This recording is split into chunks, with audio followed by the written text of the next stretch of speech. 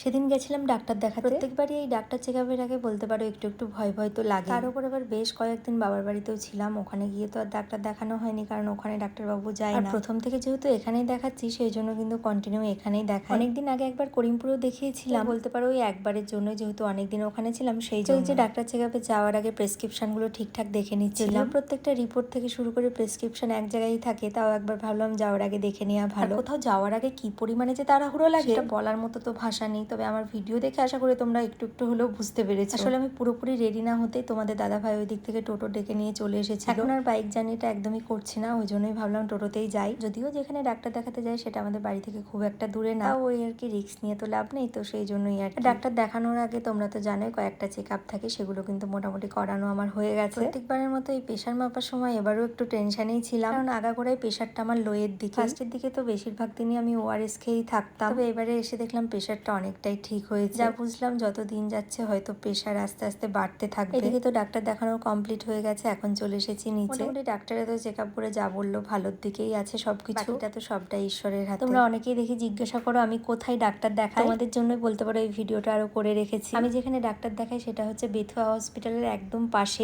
ডাক্তারের নামটা তো আগেও বলেছি, আজকের ভিডিওতে আর বললাম না। তোমরা যদি কেউ জানতে চাও অবশ্যই নেক্সট ভিডিওতে তোমাদেরকে বলবো। চেকআপ কমপ্লিট করে এবারে চলো বাড়ি ফিরি।